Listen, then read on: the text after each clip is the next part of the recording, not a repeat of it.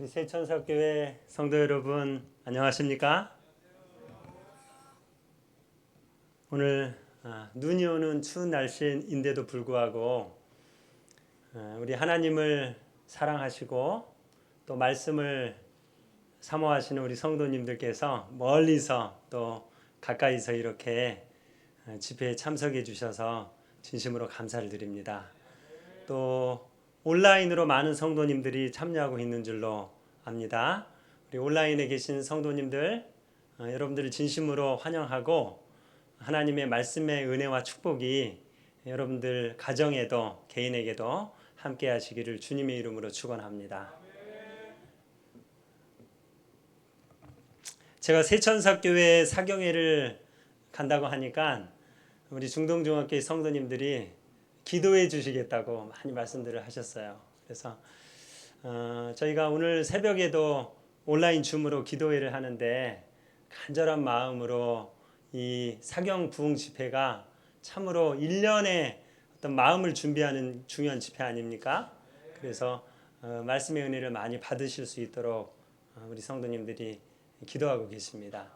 또 멀리 의정부에서 저희 부모님이 어제 다녀오면서 세천사교회 사경회를 한다고 했더니 간절히 기도하시겠다고 그렇게 말씀을 해주셔서 이 기도의 후원이 있어서 얼마나 든든한지 모르겠습니다. 하나님께 감사드리고 우리 성도님들께서 이 저를 위해서 또 우리 함께 참여하시는 우리 성도님들을 위해서 함께 많이 기도해 주시면 감사하겠습니다. 무엇보다 이번 한 주 하나님이 돌보시는 교회, 하나님이 늘 함께 하시는 세천사교회, 이 표가 그 미라서에 보니까 항상 나오더라고요. 제가 외우게 됐습니다, 이 표를. 그래서 정말 이 따뜻하고 아름다운 이 세천사교회에 와서 말씀을 전할 수 있게 된 것을 참으로 귀중한 특권으로 그렇게 생각합니다. 우리 큰 선교적 비전을 가지고 열정을 가지고 목양을 하고 계신 우리 김현철 목사님, 우리 목사님이 얼마나 부지런하고 또 열심히 있는지 3년 됐죠?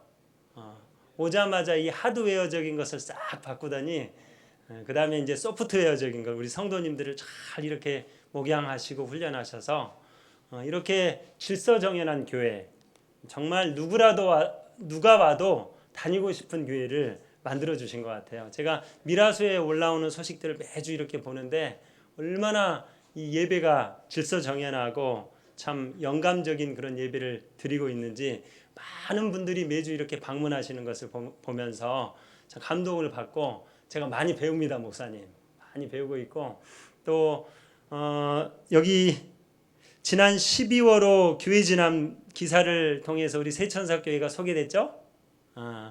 여러분 참 자긍심을 가져도 되겠습니다. 여기 보면 소그룹의 일상화로 제자도를 이뤄가는 아름다운 교회라는 제목으로 우리 세천사교회가 소개가 됐는데 제가 이 기사를 읽어봤고요. 많은 분들이 우리 목사님들과 성도님들이 전국에 이 기사를 읽고 이 큰 자극을 받고 정말 어떻게 하면 이 코로나 시대의 교회를 발전시킬 수 있을지 아마 자극을 많이 받을 것이라고 생각합니다. 그래서 제가 바라기는 우리 서중환 앞에 지역을 넘어서서 이 한국 재림교회에 이 세천사교회가 모델교회로서 정말 소그룹 가장 핵심적인 거 아닙니까? 하나님께서 가르쳐 주신 이 선교의 방법인데 이 소그룹을 통하여 교회가 부흥하고 지역사회에 뿌리 내리는 그런 모델교회가 됐으면 좋겠다 하는 바람이 있습니다. 꼭 그렇게 해주시기를 간절히 바라고 하나님께서 축복해 주실 것을 믿습니다. 이번 사경회의 총 주제는 우리 뭐죠? 다 같이 한번 읽어볼까요? 남은 자손과 선악의 대쟁투입니다. 제가 말씀을 준비하면서 제가 설교할 내용을 바탕으로 내일의 제목을 만들어 봤는데요. 다음과 같이 이렇게 제목을 붙여봤습니다. 오늘은 하나님은 사랑이시라. 오늘은 하나님은 사랑이시라라는 제목이고요. 내일은 십자가에서의 그리스도의 승리와 사탄의 완전한 패배라는 제목으로 구속의 경륜에 대해서 말씀을 드리겠습니다. 수요일은 이 남은 자손의 특성이라는 책에는 제목이 붙어 있는데 우리는 남은 자손에게 나타나야 할 하나님의 성품이라는 제목으로 말씀을 살피도록 하겠습니다. 목요일에는 남은 자손의 사명이죠. 우리 사명은 무엇입니까? 복음 선교 사명. 그것을 위해서 우리가 제자 훈련과 소그룹도 열심히 하고 있지 않습니까? 그래서 작전명 영유권 미라클이라는 제목으로 말씀을 전하도록 하겠습니다. 금요일에는 심판에 대한 부분을 우리가 다루게 되는데요. 왜 심판이 우리에게 복음이 되는가라는 주제를 아주 실질적으로 좀 다뤄보도록 하겠습니다. 안식일에는 재림 성도들이 경험해야 할 믿음으로 말미암는 의와 성화라는 제목으로 함께 마지막 말씀으로 은혜를 나누도록 하겠습니다. 자, 오늘 말씀의 제목은 하나님은 사랑이시라라는 제목입니다. 책 제목은 하늘의 전쟁이 있으니라는 제목인데요. 이 내용을 제가 이렇게 소화를 시켜서 하나님은 사랑이시라라는 제목으로 말씀을 드리도록 하겠습니다. 우리는 지난 2년 동안 정말 전대미문의 코로나19라는 전염병으로 참으로 어려운 시간들을 보냈습니다. 온 국민이 힘들었고요. 지구촌의 온 거민들이 고통을 겪어야만 했습니다. 제가 아는 분들 가운데 코로나 때문에 생계의 어려움을 당하는 분들이 많이 있습니다. 우리 성도님들도 그렇고요. 우리 인천 지역의 성도님들도 그런 분들이 많이 있는 걸로 그렇게 알고 있습니다. 또 어떤 분들은 이 백신 부작용으로 힘들어하고 있는 분들이 있어요. 우리가 인생을 살면서 겪는 어려움이 꼭 코로나19만은 아니죠. 얼마나 많은 어려움들과 고난들이 우리의 삶에 하나가 지나가면 또 하나가 찾아오고 정말 우리의 삶은 고난이라고 해도 문제의 연속이라고 해도 과언이 아닐 정도로 많은 문제들이 우리 인생에 다가오고 있습니다. 우리 중동중앙교회의 예를 들면은 우리 중동중앙교회는 최근에 어떤 분이 사업장에 화재가 났어요. 그냥 저녁에 탁 타버린 거예요. 근데 정말 다행인 것은 낮에 화재가 나지 않아서 사람이 인명피해가 없었다는 거예요. 뭐 다 타도 사람만 안 다치면 괜찮지 않습니까? 참으로 우리가 하나님께 감사를 드렸는데 그걸로 어려움이 끝난 게 아니에요. 이 일로 인하여 이 건물 이런 재산 피해 이런 걸로 인하여 억울하게 4천만 원을 이 고소한 사람에게 갚아야 하는 억울하게 돈을 갚아야만 하는 그러한 일을 경험하게 되었습니다. 또 어떤 성도님의 가정은 이 9살 딸이 희귀병으로 이 가정이 고통을 겪고 있어요. 작년 초에 이 희귀병이 발견이 됐는데요. 수술을 해야 되는데 어떤 병이냐면은 이 혈액 속에 칼슘 수치가 너무 높아서 이게 다 이 소변으로 빠져나가 버리는 거예요, 칼슘. 그래서 이게 이제 계속되면은 이 내장 기관이 다 망가져 버리는 것입니다. 수술을 해야 돼요. 부갑상선을 2개를 떼내야 되는 것입니다. 근데 이 어린아이가 어렸을 때 이런 수술을 하게 되면 평생을 고통 가운데 살아야 되지 않습니까? 그래서 우리가 온 성도들이 함께 기도하면서 수술을 미루고 또 요양원에 가서 몇 개월 있다가 또 수술을 미루고 작년 한 해를 그렇게 해오고 재작년부터 또 작년에도 계속 그렇게 요양원 다니고 또 집에 와서 요양하고 이렇게 수많은 과정을 거쳤지만 한때는 조금 이 수치가 좋아지는 것 같았는데 또 이게 안 좋아졌어요. 그래서 결국은 내일 모레 수술을 해야 됩니다. 세브란스 병원에서. 여러분 좀 기도해 주시기 바랍니다. 정말 이러한 일들을 겪으면서 정말 하나님은 살아계시는 걸까? 하나님은 사랑의 하나님이시라고 하는데 이 어린아이에게 이 가정에 왜 이렇게 어려움을 허락하시는 걸까? 이런 의문들을 가지지 않을 수가 없는 것입니다. 전능하신 하나님께서 왜 그 화재를 막아주실 수 없었을까? 그런 의문들을 우리가 사실 솔직히 가지지 않을 수가 없는 것이죠. 그래서 저희 교회는 기도의 끈을 놓을 수가 없어요. 새벽마다 기도하지 않을 수가 없어요. 계속해서 성도들의 삶에 여러 가지 문제들이 일어나요. 그래서 우리가 새벽마다 모여서 간절히 하나님께 기도하고, 또 그것도 모자라서 주중에 우리 중보 기도팀들이 1시간 내지 1시간 반씩 모든 성도들의 문제들을 내어놓고, 교회 일들을 내어놓고 함께 기도드리는 시간을 갖고 있습니다. 그것뿐만이 아니에요. 각 소그룹들이 모이면 기도하고, 흩어지면 가정에서 기도하고. 이 코로나 시대에 가장 큰 축복은 기도로 연결된다는 거예요. 우리가 얼굴을 잘 못 봐도 기도로 다 사람들이 연결된다는 거예요. 단톡방에 기도 응답의 기사들이 계속해서 올라오는 것입니다. 왜냐하면 우리 삶에는 이렇게 많은 도전들이 있고, 기도하지 않으면 우리가 살 수 없기 때문에 그런 것이죠.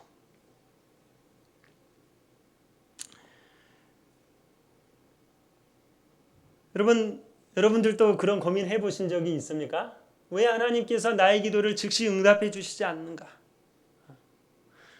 왜 내가 기도하는 방향으로 문제가 해결되지 않고 전혀 반대 방향으로 이 문제들이 계속해서 곁길로 나아가고 있는가? 이런 고민 해보십니까? 여러분들 삶에 도전과 문제들이 있습니까? 저도 마찬가지입니다. 계속해서 자녀들에 대한 문제, 또 교회에 대한 문제, 제 자신에 대한 또 씨름해야 될 문제들이 있는 거예요. 그런데 여러분, 이런 모든 우리 삶의 문제들을 우리가 해결받기 위해서는 이 주제를 우리가 꼭 살펴봐야 되는데, 그것이 바로 이번 사경의 주제입니다. 무엇입니까? 선악의 대쟁투라는 주제. 우리가 이 주제를 이해하게 되면 왜 우리에게 이런 고난이 있는지, 우리 삶에 왜 시련이 있는지를 분명하게 알게 될 것입니다. 그리고 하나님의 성품이 어떤 것인지도 우리가 이해하게 되는 것이죠. 제가 이 선악의 대쟁투의 주제를 오래전부터 시대의 소망과 또 각 시대의 대쟁투를 연구하면서 깊이 체험하고 또 깨달으면서 제 삶의 많은 숙제들을 제가 해결하게 되었습니다. 아마 여러분들도 그런 경험이 있으실 텐데요. 이번 한 주 동안 이 남은 자손과 각 시대의 대쟁투라는 그런 주제를 우리가 함께 공부하면서 우리의 삶의 문제를 하나님께 맡기고 하나님의 성품을 온전히 더 이해하게 되는 그런 귀한 시간들이 되기를 간절히 바랍니다. 이 성경의 주제도 한마디로 말하면 무엇입니까? 선악의 대쟁투의 역사입니다. 성경의 첫 책 창세기 3장에 뭐가 시작됩니까? 죄가 시작돼요. 그리고 이 죄가 언제 맞춰집니까? 계시록 20장에 영원한 불로 죄가 소멸되고, 이제 21장과 22장에는 죄가 없는 완전한 세상이 드러나는 것입니다. 그래서 성경의 창세기 3장부터 계시록 20장까지 성경의 역사는 곧 무엇의 역사예요? 죄악의 역사예요. 또 다른 면으로 보면은 구속의 역사, 대쟁투의 역사인 것입니다. 그 현장의 한가운데 누구도 있는 거예요, 지금? 우리도 있는 거예요, 우리도. 그러므로 우리가 이 선악의 대쟁투를 이해할 수 있다면 우리 삶의 많은 고민들과 문제들을 우리가 더 근본적으로, 더 넓은 시각으로 이해하게 될 것이라고 그렇게 확신합니다. 특별히 이 선악의 대쟁투의 교리는 우리 제7일 안식일 예수재림교회의 아주 핵심적이면서도 중요한 독특한 교리 가운데 하나예요. 다른 교회들에도 이 선악의 대쟁투에 이해가 있을 수 있지만 우리처럼 이 선악의 대쟁투의 주제를 성경 전체를 통하여 근본적으로 보고 있는 교단은 없는 것입니다. 그러므로 우리가 굉장히 축복받은 성경의 지식에 관해서는 굉장히 폭넓은 지식을 가진 그런 말씀의 백성이라고 할 수 있겠습니다. 그러므로 이번 사경의 기간 동안 여러분 바쁜 일이 있으시더라도 혹 이 시간에 못 들으시면 꼭 이 녹화 방송으로더라도 꼭 이 말씀을 들으셔서 이 선악의 대쟁투의 전체적인 윤곽을 여러분들이 이해하시고 또 경험하게 되시기를 간절히 바랍니다. 이번 한 주 동안 우리가 선악의 대쟁투와 관련해 살펴볼 내용은 바로 이런 것들입니다. 첫 번째는 죄는 어떻게 시작되었는가? 그리고 우리 삶에는 왜 고통과 시련이 있는가? 그리고 하나님은 어떻게 공의로우시면서도 자비로우실 수 있으신가? 하나님께서는 우리를 왜 남은 자손으로 오늘 이 땅에 살아가도록 부르셨는가? 예수님은 지금 하늘 성소에서 어떤 봉사를 하고 계시는가? 우리는 하나님의 율법과 그분의 사랑과 심판에 대해 어떤 관계를 가져야 하는가? 죄는 언제 어떻게 영원히 끝날 것인가? 이런 주제들을 우리가 하나하나 좀 살펴보도록 하겠습니다. 오늘은 첫 시간으로 이 3번까지의 내용을 우리가 좀 살펴보겠는데요. 이 대쟁투가 어떻게 시작되었는지, 그리고 이 대쟁투의 쟁점, 우리의 삶의 시련과 고통의 이유가 되는 이 대쟁투의 쟁점이 무엇인지 살펴보도록 하겠습니다. 그리고 세 번째로는 하나님께서 사탄을 대하시는 그 공의와 자비의 품성을 통해서 그분의 사랑의 품성이 어떤 것인지를 확인하는 그런 시간으로 보내도록 하겠습니다. 자, 첫 번째 주제는 대쟁투의 시작입니다. 여기 우리 교단의 기본 결의책에 보면 이런 문장으로 시작합니다. 모든 인류는 그리스도와 사탄 사이에 벌어지고 있는 대쟁투에 관여되어 있다. 오늘 여기 계신 한 분 한 분이 제가 다 무엇과 관련되어 있다고요? 이 대쟁투의 한가운데 서 있다는 것입니다. 그러므로 우리가 이 대쟁투를 꼭 알아야만 하는 것이에요. 그리고 이 선악의 대쟁투는 어디에서 시작됐어요? 바로 지구가 창조되기 이전 하늘에서 시작되었다는 것입니다. 그리고 이 대쟁투는 이 지구뿐만 아니라 온 우주를 포함하고 있다는 것이죠. 그리고 이 대쟁투에서 결국 누가 승리하셔요? 하나님께서, 사랑의 하나님께서 승리하신다는 것입니다. 그리고 오늘 이 고통스럽고 이 시련이 많은 인생길을 살아가고 있는 우리들을 하나님께서 그냥 버려두지 아니하시고, 이게 뭐라고 말씀하셨어요? 우리를 인도하시고 옹호하시고 구원의 길에 서 있는 우리를 지원하신다고 약속하셨어요. 반드시 하나님을 의지하고 그분의 사랑에 기대는 우리를 승리케 해주시겠다고 약속하신 것입니다. 그러므로 가장 중요한 것은 이 선악간의 대쟁투가 오늘 나와 무슨 상관이 있느냐, 그리고 나는 이 선악간의 대쟁투에서 어떻게 승리할 수 있느냐, 이것을 알아가야 되는 거예요. 이 성경 계시록 12장 7절로 9절에 보면 대쟁투가 어디에서 시작되었다고요? 하늘에서 시작되었다고 기록하고 있습니다. 여기 계시록 12장 7절로 9절 말씀을 조금 설명해 드리면 하늘에서 전쟁이 있었다는 거예요. 그러니까 대쟁투가 어디에서 시작됐다는 것입니까? 하늘에서 시작됐다는 것이죠. 근데 누가 싸웠다 그랬어요? 미가엘이 누굽니까? 예수님. 예수님이고, 그 다음에 용이 나오죠. 용은 누구예요? 오늘 우리 삶에 많은 어려움을 가져다 주는, 죄와 죽음을 가져온 장본인 사탄, 원래는 누구예요? 하늘에서 천사장 루스벨. 근데 이 하늘에서 있었던 그리스도와 사탄과의 싸움에서 누가 이겼어요? 여기 보니까 마지막 부분에 보니까 누가 내어 쫓겼어요? 사탄이 내어 쫓겼어요. 그러므로 우리가 무엇을 알 수 있느냐? 이 구절을 통해서 이 대쟁투에서 누가 승리한다는 것입니까? 그리스도께서 승리하시고 또 그리스도를 믿는 우리가 승리한다는 거예요. 여러분, 벌써 이야기는 끝난 것입니다. 우리가 승리한다는 거예요.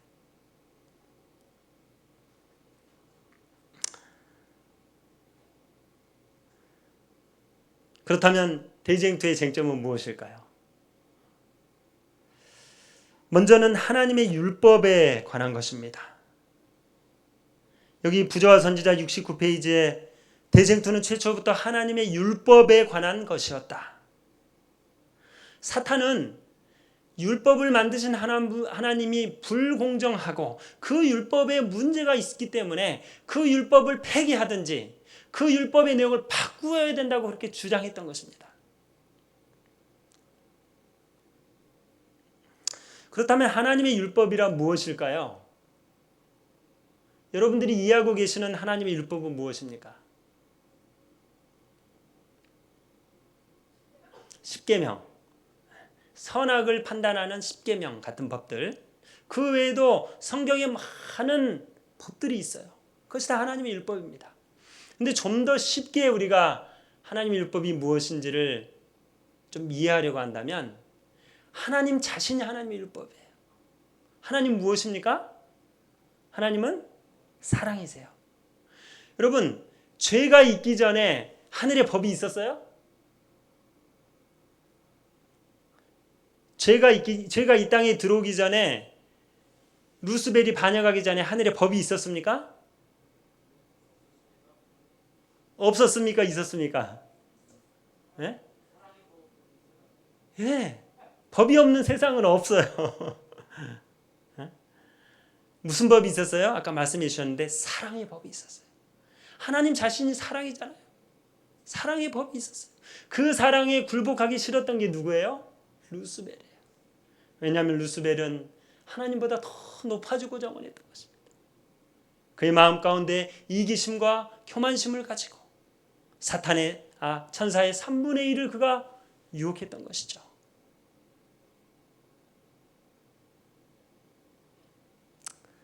사랑하는 성도 여러분, 하나님 자신이 율법이세요. 그분은 사랑이세요. 그분의 입으로 나오는, 그분의 품성으로 나오는 모든 것은 뭐예요? 여러분, 이 꽃을 한번 보십시오. 이 꽃을 보면 마음이 기뻐집니까? 이 꽃을 보고도 우울한 사람이 있을까요? 마음이 우울했다가도 이 꽃을 보면은 정말 기뻐지잖아요. 근데 여러분, 이 꽃을 만드신 오리지널 누구예요? 하나님. 하나님은 얼마나 사랑이 많으신 분일까요? 상상해 가세요. 이 꽃을 보시면 모든 천연계가 하나님의 사랑을 말하고 있는 것입니다. 이 하나님의 사랑의 율법이 잘못됐다고, 폐기되어야 된다고, 변경되어야 된다고 주장했던 것이 누구예요? 사탄이에요. 그리고 그 사탄은 오늘날도 여전히 우리의 삶에, 우리 성도들 삶에 하나님의 율법은 잘못됐고 안식일은 변경되어야만 하고 십계명은 바뀌어야 된다고 그렇게 주장하고 있는 것입니다. 그리고 오늘 그 유혹을 많은 교회들이 하나님의 법을 함부로 바꾸고 그 법에 순종하지 않은 그 결과를 여러분들 보고 있지 않습니까?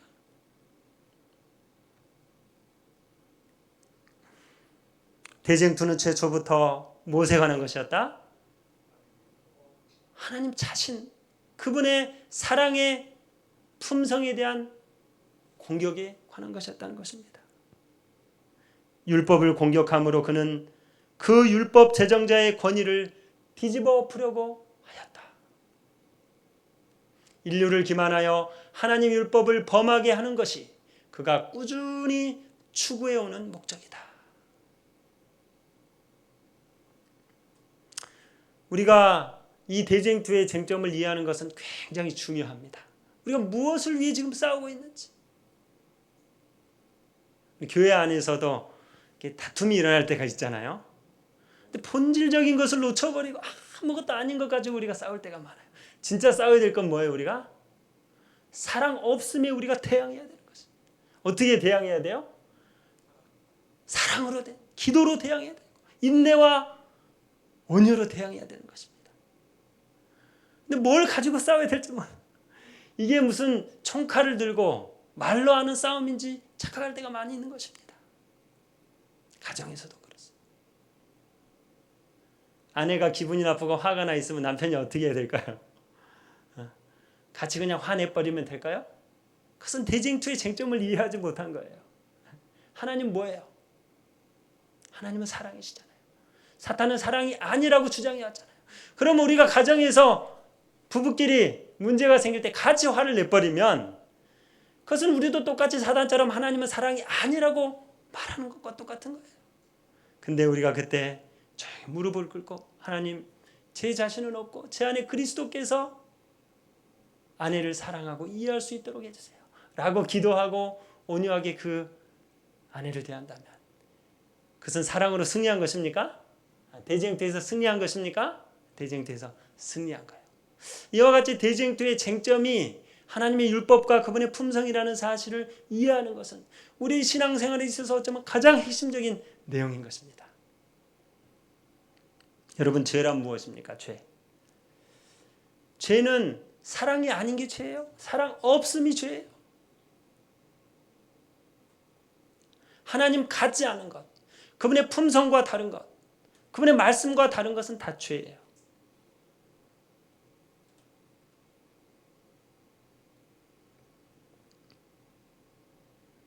우리가 이 대쟁투를 이해하면 죄에 대해서도 다시 정의하게 되는 거예요. 그렇죠?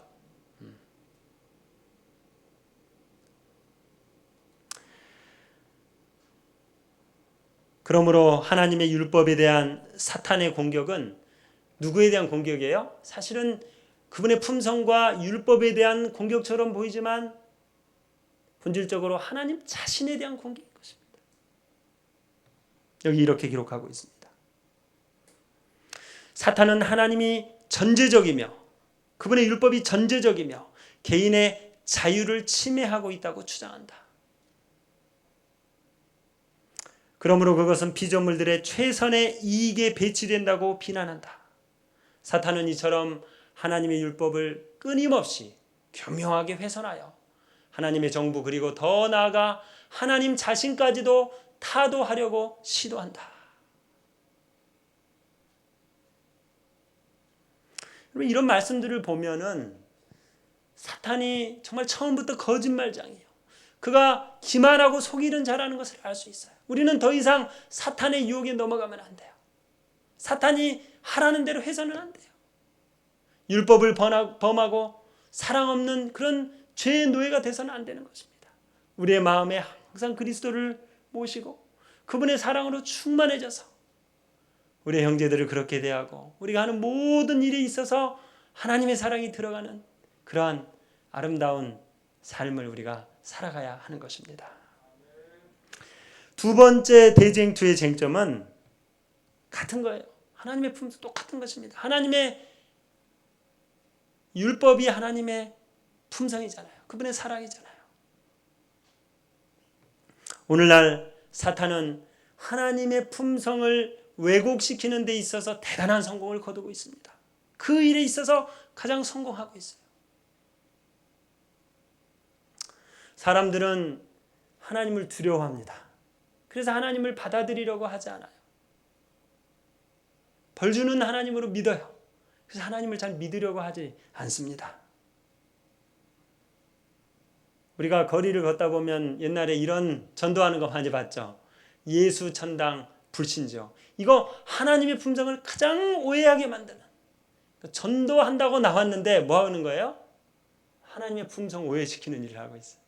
차라리 이렇게 할 바에야 집에 가서 일터에서 입 다물고 열심히 성실하게 자기 할 일을 하는 게 훨씬 더 하나님의 품성을 드러내는 거예요. 정말 잘못 하나님의 품성을 드러내고 있는 것입니다. 코로나가 처음 시작됐을 때 사탄은 사람들로 하여금 어떻게 생각하게 했어요?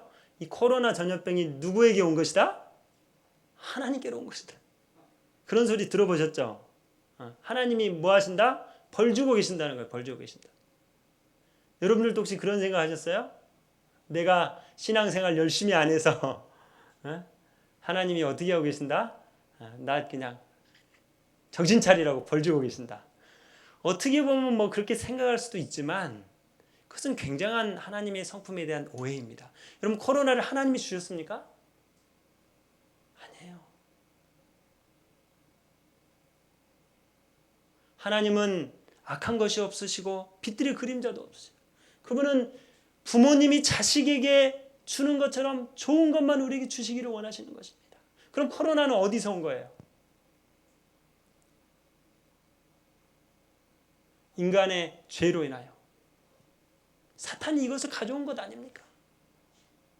사탄이 그 사람들의 문란한 생활을 통해서 이것을 들여오게 한 것 아닙니까? 어떤 교인들은 우리 재림교인들은 아니지만 이 코로나 시대에 어떻게 돼요? 자기들만 생각하고 막 방역 조건도 지키지 않고 그렇게 해서 많은 사람들에게 피해를 주고 하나님의 성품을 잘못 드러내요.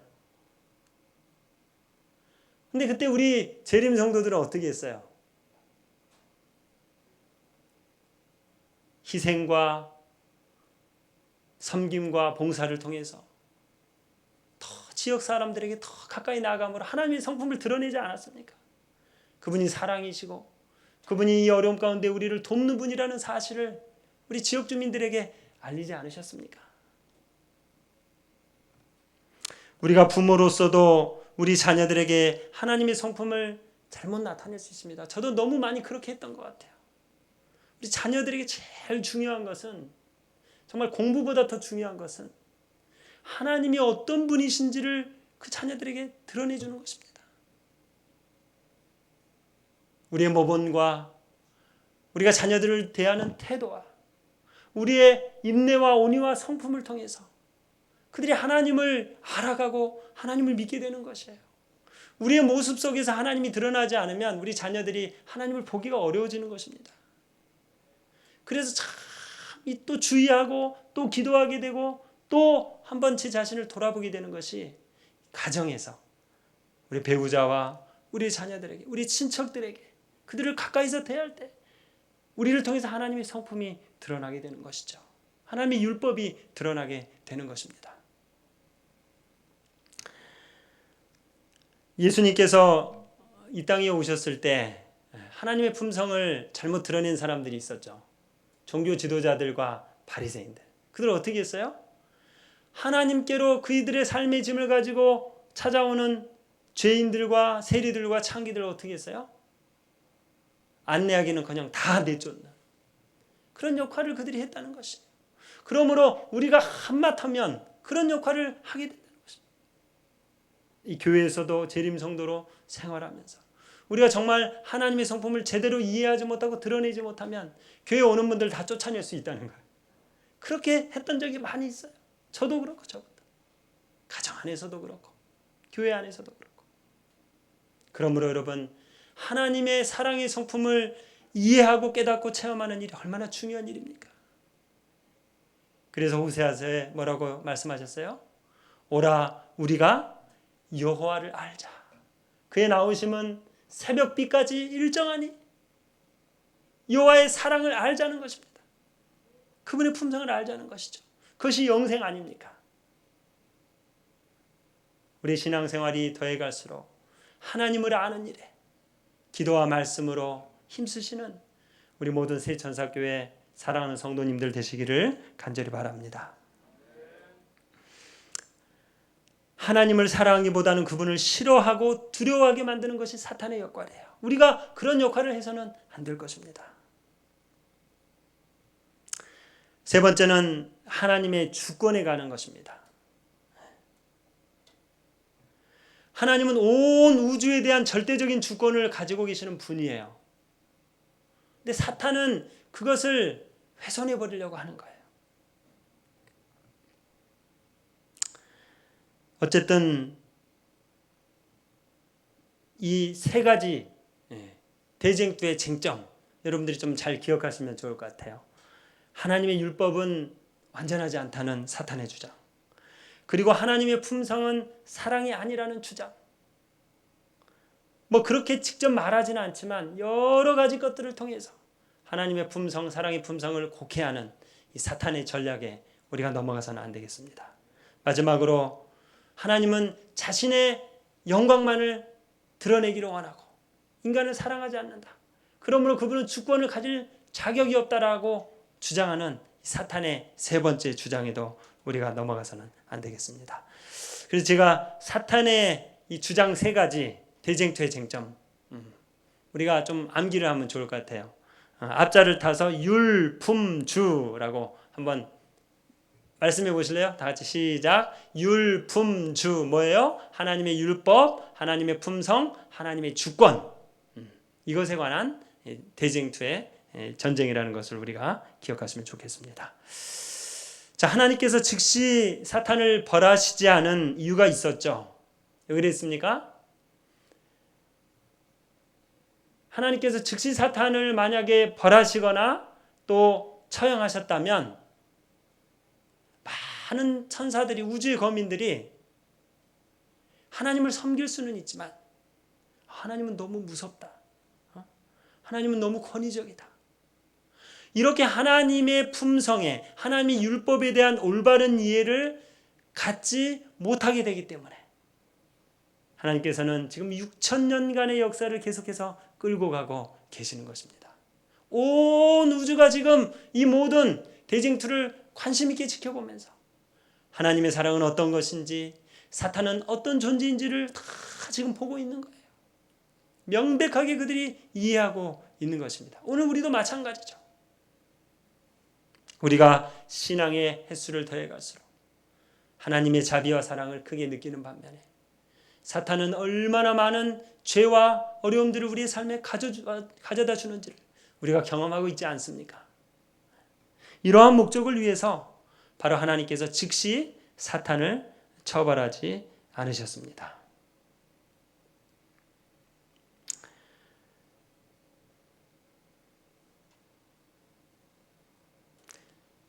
그 다음에 두 번째, 사탄에게 즉시 벌을 내리지 않으신 이유가 있습니다.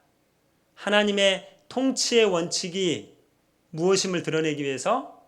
사랑임을 드러내기 위해서. 사탄은 하나님의 통치의 원칙이 사랑이 아니라고 계속 주장해 왔어요. 그분은 권위적이고 정죄하고 벌하기를 좋아하는 무서운 하나님이라고 계속 사람들 뇌리 가운데 인식 속에 이 대쟁투의 역사를 통해서 자기가 다 해놓고는 그것을 하나님께 다 뒤집어 씌우고 있는 것입니다. 그리고 모든 사람들이 그 오해의 굴레 속에서 어떤 사람들은 헤어났지만 많은 사람들이 아직 하나님의 성품을 이해하지 못하기 때문에 하나님께로 가까이 나아오고 있지 않는 것이죠.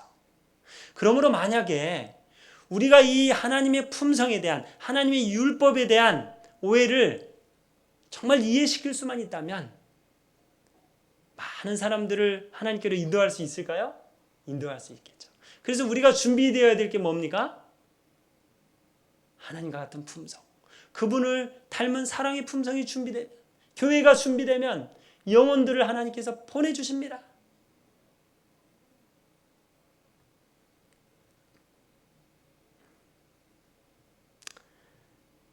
하늘 거민들과 온 세계 앞에 하나님의 정부는 공의로우며 그분의 율법은 완전하다는 것을 증명할 필요가 있었다.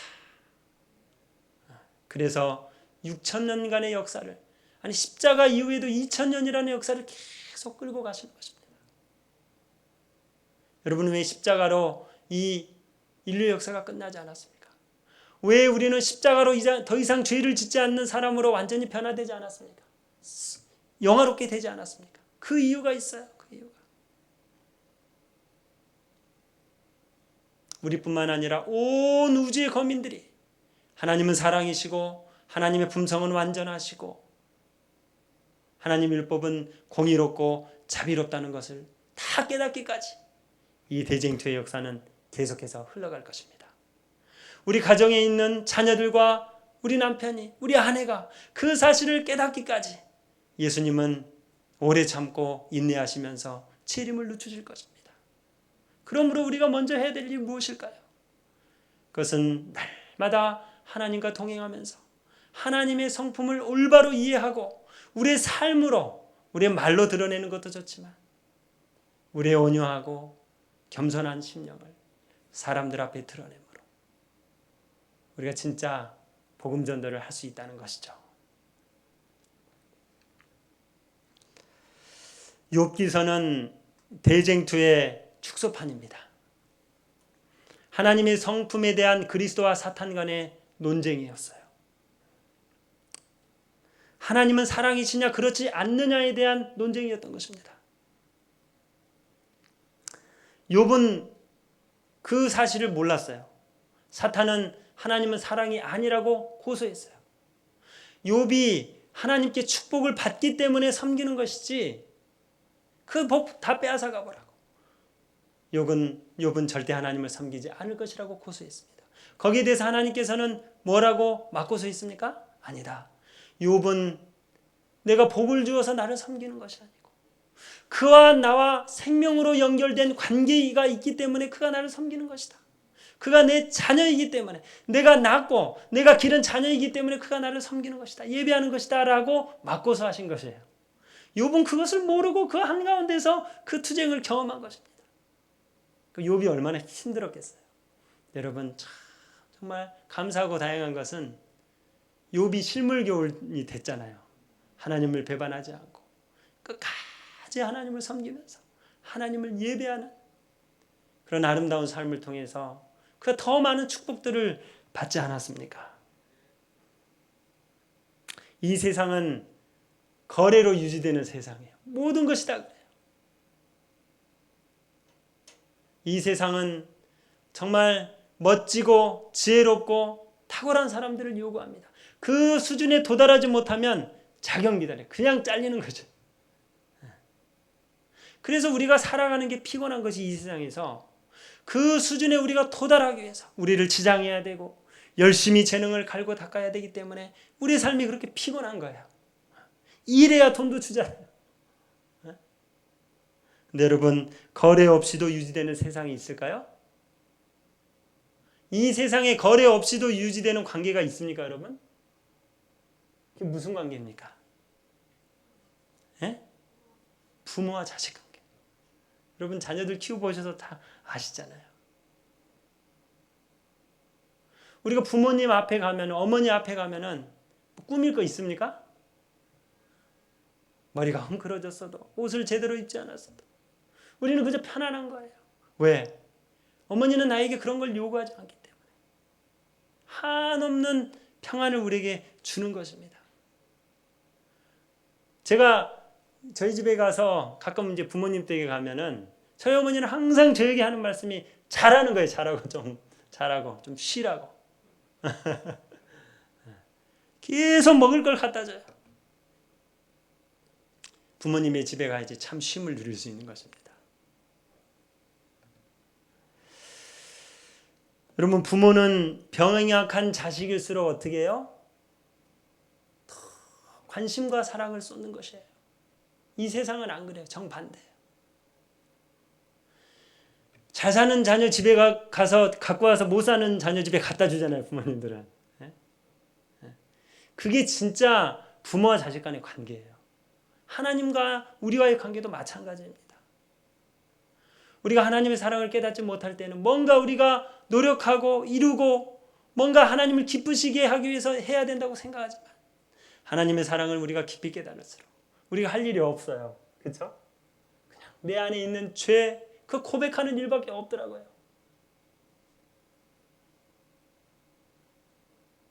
여러분 이런 좋으신 하나님을 우리가 섬기고 있다는데 정말 감사하지 않습니까? 우리가 어떠한 사람일지라도 우리가 얼마나 많은 죄를 저질렀을지라도 하나님 그거 개의치 않습니다. 하나님의 자녀이기 때문에 우리를 사랑하는 거예요. 박삼중 스님이 쓴 사형수 어머니들이 부르는 통곡의 노래라는 책이 있어요. 그 책에 보면은 이 사형수 어머니들의 이야기가 나오는데 이 사형수 어머니들이 아들이 사형 선고 받고 독방에 갇히면 어디로 이사를 갑니까? 그 아들이 있는 교도소 옆에 가서 방을 얻어요. 그리고 아들과 똑같이 생활해요. 불도 안 떼요. 그리고 눕지도 않습니다. 사형수들 잘 눕지도 못하잖아요. 하루 종일 앉아 있어야 되죠. 그렇게 보내고 낮에는 집집을 돌아다니면서 옛날에 이제 죽은 사람 염해주는 거 가족들도 잘 못하잖아요. 그 집집마다 찾아다니면서 염해줘요. 장사 지는 집에. 왜? 우리 아들의 그 죄를 그걸 알아도 속하기 위해서 불교식으로. 그렇게 노쇠하고 병약해져서 눈이 안 보이는 어머니들도 아들보다 먼저 죽어 했던 어머니들도, 사형사 어머니들도 있었다는 거예요. 우리가 받는 사랑이 바로 이런 것입니다. 예수님께서 우리를 위하여 십자가를 지시지 않았습니까? 우리를 구원하시기 위하여 그분의 모든 것을 우리를 위해서 다 주시지 않았습니까? 이런 관계 속에서 진정한 예배가 이루어지는 것입니다. 이 세상은, 거래로 유지되는 이 세상 바벨론은 계시록에 보면 이제 다 소멸될 거예요. 우리가 이 땅에서 뭐 좀 많은 것 가지지 않더라도 걱정할 필요 없습니다. 하나님과의 관계만 맺어져 있다면 하늘이 우리 것이 아닙니까? 그러나 이 땅에 우리가 모든 것을 다 가졌을지라도 하나님을 우리의 마음에 모시지 않았다면 다 잃어버린 거예요. 우리가 돌아갈 곳은 한평 남짓한 땅밖에 없는 것입니다. 무덤밖에 없는 거예요. 나의 하나님, 나는 당신을 사랑합니다. 하늘에 가도록 해주시기 때문이 아니고 지옥에 가지 않도록 해주시기 때문만이 아닙니다. 오 나의 예수님, 십자가 위에서 날 안아주시고 나의 죄에 못 박히시고 창에 찔려 많은 고난을 보셨습니다. 질고의 슬픔 무한히 겪으시고 고뇌의 피와 땀 흘리시며 영원한 죽음까지 당신을 반역할 날 위에 당하셨습니다. 오 복되신 나의 주님 그리스도이시여, 나 어찌 주님을 사랑하지 않겠습니까? 하늘을 가기 위해서가 아닙니다. 지옥을 피하기 위해서가 아닙니다. 무슨 이득을 보려거나 상을 바라기 때문이 아닙니다. 오 사랑의 주님, 당신께서 친히 나를 사랑하시는 연고랍니다. 그러므로 나는 당신을 사랑합니다. 사랑하렵니다. 찬양하렵니다. 당신은 나의 사랑의 하나님, 나의 영원한 주님이시기 때문입니다. 저는 이제 마지막으로 제가 왜 이 하나님의 사랑을 깨닫고 이 하나님의 일을 하고 있는지 제 이야기를 좀 들려드리고 말씀을 마무리하려고 합니다. 저의 가정은 전통적으로 유교 가정이었습니다. 불교와 유교를 섬기는 가정이었어요. 저희 친할아버지는 술을 좋아하셨습니다. 날마다 술을 안 드시면 하루를 보내지 못하는 분이었어요. 위가 빵꾸 날 정도로 술을 드셨어요. 그러니까 그 가정이 얼마나 어렵고 참 비참했겠습니까? 저희 아버지가 그런 가운데서 형이 한 명 있고 두 형제가 자라났어요.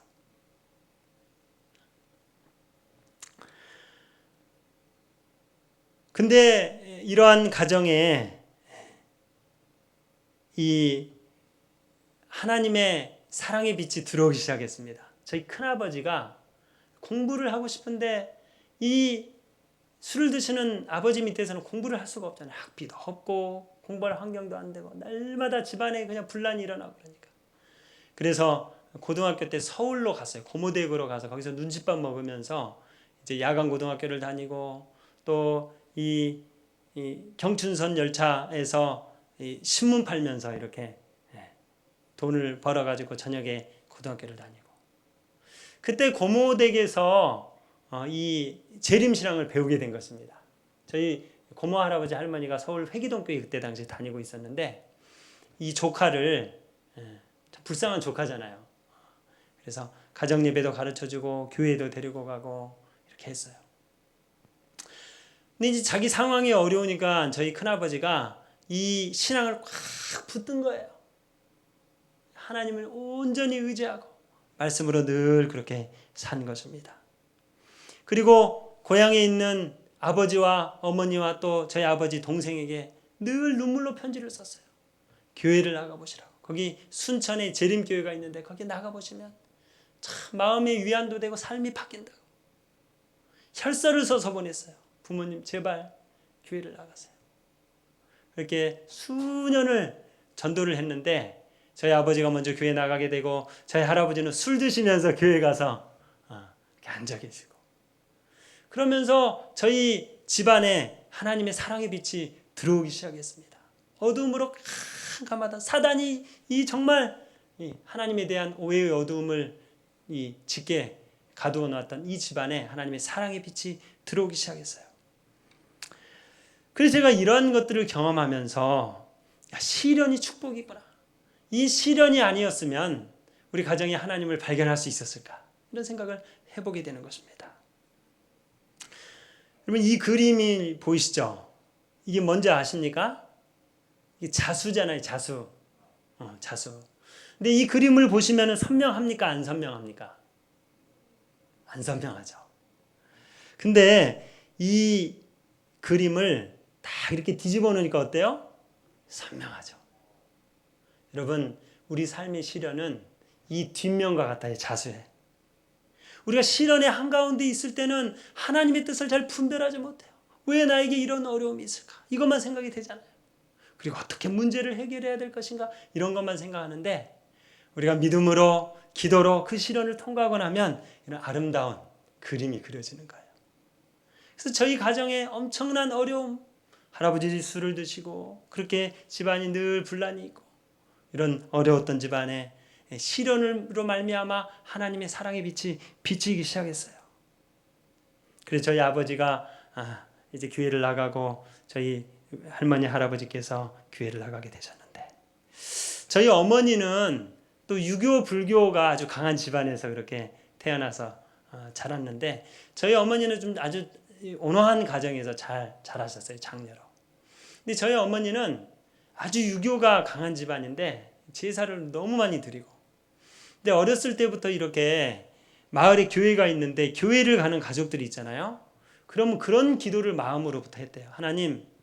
하나님은 그때 몰랐겠죠. 어쨌든 나도 저런 가족들처럼 교회 다니고 싶다. 나도 나중에 결혼하면 저런 가정을 꾸리고 싶다. 이런 생각이 들었대요.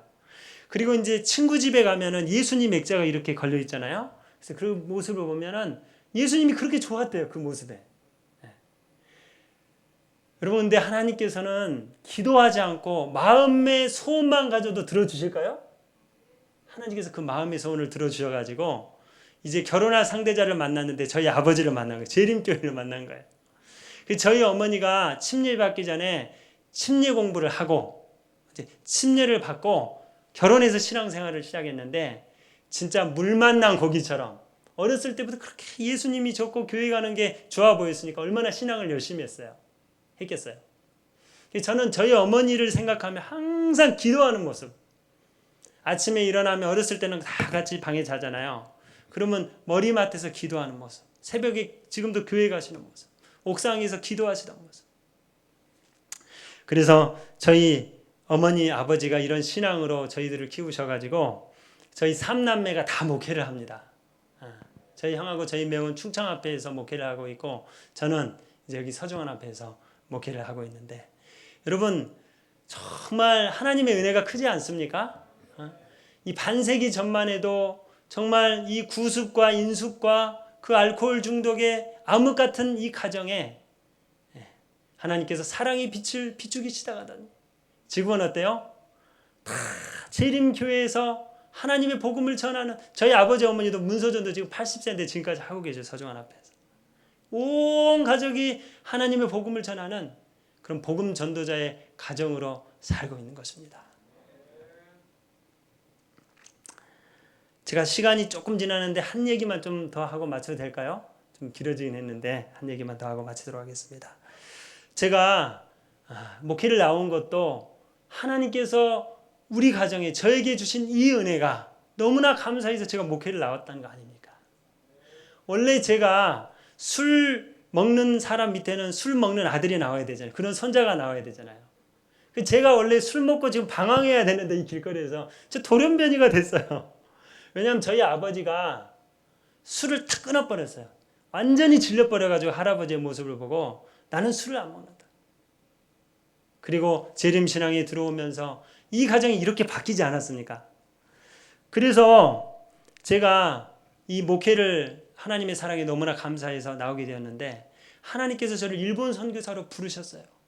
여기 베드로전서 2장 9절에 어두운 데서 불러내어 그의 기이한 빛에 들어가게 하신 자의 아름다운 덕을 선전하게 해주시겠다고 약속하셨는데, 제가 목회를 나온 것만도 감사한데 저를 일본 선교사로, 일본어도 못하는데 일본 선교사로 불러주셔서 제가 일본에 가서 6년간 한 교회에서 개척 선교사로 일하게 됐는데, 거기서 한 여인을 만났어요. 이 여인이, 여기 가운데 애기 안고 있는 여인이 야나기다 씨라는 성을 가진 여인이었는데, 2006년 크리스마스 때 크리스마스 밤 행사를 하는데 이 여인이 우리 교인의 소개로 이렇게 옆집에 사는데 나오게 됐어요. 근데 표정이 아주 어둡고 아이들을 데리고 있는데 아주 우울해 보였어요. 제가 이제 몇 번 그 가정을 방문했는데 교회에 올 마음이 별로 없었어요. 그래서 한 1년 반이라는 시간이 지났는데 또 다른 우리 교인한테 이 똑같은 야나기다 씨를 또 소개받은 거예요. 그 가정이 지금 굉장한 어려움에 처해 있으니까 저보고 방문을 가보라고 해주는데, 그 가정 같았어요. 1년 반 전에 크리스마스 밤 때 왔던 그 가정 같았어요. 그래서 그 가정을 제가 방문을 했는데, 그때 둘째 아이, 남자아이 밑에 작은 아이를 이제 해산을 했는데, 남편이 한국 사람이에요. 근데 남편이 이 도박 중독에 빠져서, 저희 할아버지가 마치 이 술 중독에 빠졌던 것처럼 도박 중독에 빠져서 이 아내가 아이를 낳고 지금 먹을 것이 없는데도 계속 도박만 하고 이 기저귀 살, 분유 살 돈도 안 가져다 주는 것입니다. 그래서 저희가 저희 집사람이랑 방문을 해서 너무너무 미안했어요. 한국 사람이 남편인데 정말 어떻게 이렇게 할 수가 있느냐. 그래서 이 가정에 이제 먹을 것도 날라주고 하나님의 사랑을 베풀기 시작했습니다. 그래서 이 여인의 마음문이 열렸어요. 교회를 나오라고 했더니 교회를 나왔어요. 교회를 몇 달 이렇게 나오다가 어느 날 자기 집에 좀 와달라는 거예요. 그래서 갔더니 이런 고민을 얘기해요. 자기가 불교인데, 집안 대대로 일본은 다 불교잖아요. 불교인데 이 또 성경을 믿는, 하나님을 믿는 교회에 나가니까 마음이 되게 갈등이 있다는 거예요. 그리고 자기 자녀들에게 이 두 가지 신앙하는 모습을 보여주는 게 너무나 부담이 된다는 거예요. 제가 때가 왔구나. 그래서 성경 공부를 시작했습니다. 우상은 무엇이며 하나님의 참 진리가 무엇인지를 성경을 펴서 한 8개월 동안 성경 공부를 했어요. 근데 어느 날 그 집에 성경 공부를 하러 딱 갔더니 불단 문이 닫혀 있더라고요. 마음의 변화가 일어난 거예요. 그리고 몇 개월 더 공부를 한 다음에 침례를 이 여인이 결심을 하게 되었습니다. 근데 침례를 받기 전에 이 여인이 가장 어려웠던 게 남편을 용서하는 일이었어요. 남편이 자기한테 어떻게 했습니까? 너무나 아기를 낳고 힘든데 이 분유 살 돈도 안 갖다 주고 도박에 빠져 있던 남편, 자기가 죽이고 싶었대요. 가서. 그리고 그 남편이 빚지고 다니면 자기는 맨날 가서 거기 가서 미안하다 그러고 언제까지 갖겠다고 계속 그러고 다닌대. 그 남편 만나보면 그렇게 나쁜 사람도 아니에요. 단지 중독이에요. 중독. 끊지를 못하는 거예요. 근데 이 여인이 침례 받기 전에 그 남편을 용서했어요. 마음으로부터 용서하고 눈물을 흘리는 거죠. 그리고 어느 화창한 봄날 안식일에 침례를 받음으로 성령을 선물로 이 여인이 받게 되었어요. 이 여인이, 야나기다 씨가 침례를 받은 다음에 그녀의 삶이 완전히 바뀌었어요. 180도 바뀌었어요. 늘 우울하고 근심 걱정이 많던 그녀가 밝고 명랑하고 막 스스로 와서 교회 청소를 하고 복음을 증거하고 어머니에게도 복음을 증거하고 그런 삶을 이 여인이 살게 되었던 것입니다. 그리고 제가 6년을 마치고 한국에 나왔는데 이 여인에게 이런 편지가 왔어요. 이 여인이 제가 나온 다음에 시대의 소망을 혼자 다 읽고 예수님을 만났어요. 목사님과의 만남을 통해 예수님을 만난 지금은 그분을 만나기 전과는 세계관이 완전히 달라졌습니다.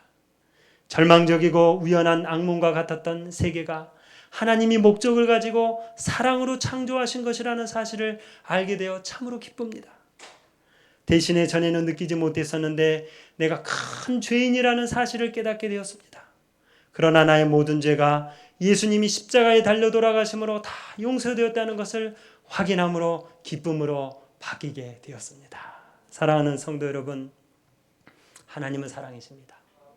오늘 제 삶의 간증을 통해서 이 아나기다 시다스의 삶의 간증을 통해서 하나님이 어떻게 이 절망 가운데 있는 사단의 이 마수 가운데 걸려있는 이 영혼들을 건져내셔서 또 그들을 빛의 후서로 보내주시는지 확실하게 말씀드렸습니다. 우리가 이 사랑의 하나님을 날마다 의지하시면서 우리 삶의 선악간의 대쟁투에서 승리하시고 절망 가운데 하나님을 모르고 살아가는 많은 영혼들에게 하나님의 사랑을 우리의 삶으로 증거하는 그런 삶을 사시게 되기를 간절히 바라면서 말씀을 마치겠습니다. 네, 말씀 감사합니다.